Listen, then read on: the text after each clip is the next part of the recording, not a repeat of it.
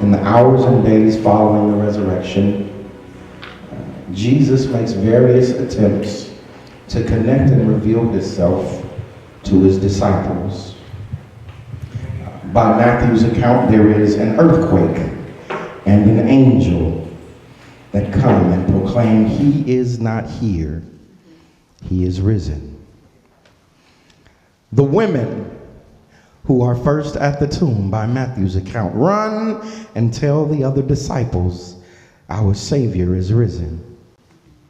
But they did not believe him. In Luke's account, Peter verifies what the women had already testified to. Then Jesus meets Cleophas and another disciple on the road to Emmaus. Then he breaks bread with them, and it says that when he broke the bread, their eyes were open.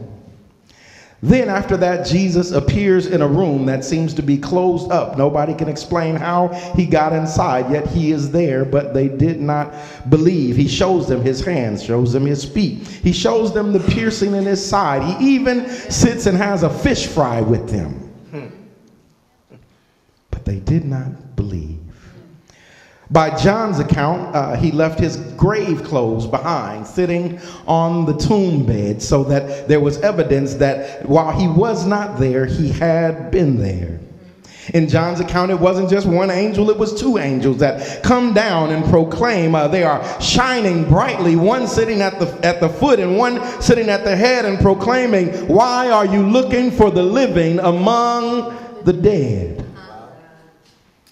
But they did not believe it. Jesus even shows up to Mary herself, calls her by name, acknowledges her. She runs to hug him, and he holds her because the work is not fully done.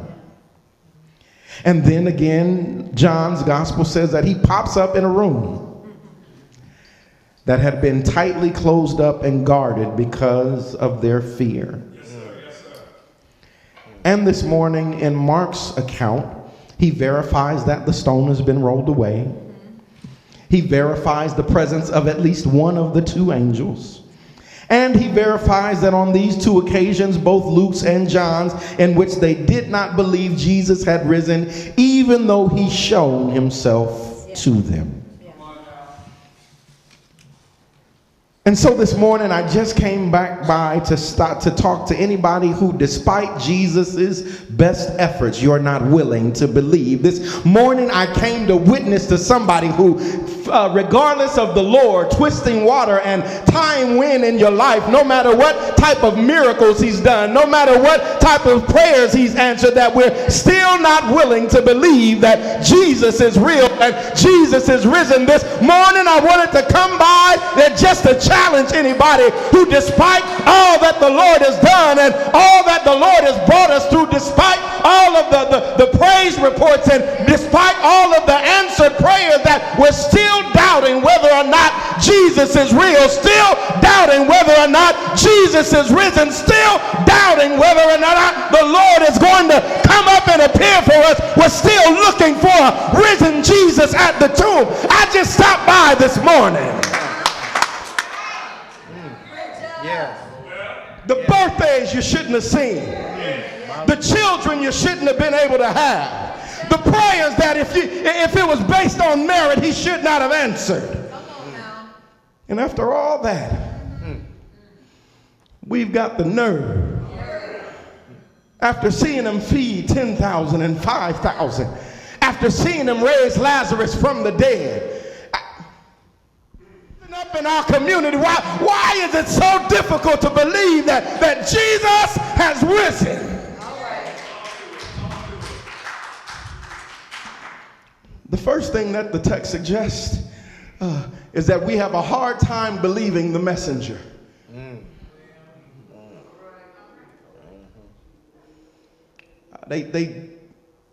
Mary and the other women who seen it first talked to Jesus, heard it from the horse's mouth, because the messenger didn't fit the bill. Sometimes that's our problem. The Lord is trying to speak to us, trying to tell us something, trying to get us a message to know that he's with us, trying to give us some instructions, but because the packaging of the messenger. Yes. Maybe they ain't been in our church long enough. Maybe they ain't lived long enough to tell us what's right from wrong. Maybe they don't have enough money. Maybe the alphabet soup behind their name is non-existent. Maybe because they're just babies. Maybe because they're women. Maybe. The text also suggests that they were so blinded by their pain. Thomas is so traumatized by what he's experienced and what he's seen that he says, even after all the other folks who were there, he missed the meeting. You ever been so mad and messed up you missed the meeting? Just all my missed the meeting folks, just wave your hand. You don't have to tell on yourself. But you be so caught up in our mess. We be so caught up in our foolishness, so caught up in our hurt that we don't show up at the appointed place at the appointed time, and then we miss something. That was Thomas, that he was so overwhelmed by his pain, so overwhelmed by his hurt, that the first meeting that Jesus shows up to, he's not there. And so when everybody comes and tells him, Thomas, we've seen the Lord, he is risen, he says, I won't believe it. Some of us are too stuck in our trauma, too stuck in our pain, too stuck in our past, too stuck in our hurt, too stuck in how they talked about us, too stuck in our resentment, too stuck in our depression, too stuck in our anxiety. Pastor, I can't believe that Jesus is in my life and living, because you don't understand what I've been through. I was there when they drove the nails into his hand. I was there when they put the crown on his head. I was there when they mocked him and beat him. And so, because I'm so traumatized by what I've been through, I cannot believe that Jesus is alive. If Jesus was alive, then how is it that I was molested? If Jesus was alive, then how is it that I was abused? If Jesus was alive, then how is it that I was talked about? If Jesus is alive. Yeah. Some of us cannot believe it because we are so blinded by our pain that any testimony or witness of God being alive in our life, we will reject. Not because it does not match now, but because we have not healed from then. I couldn't figure it out. I imagine that most of the disciples could not remember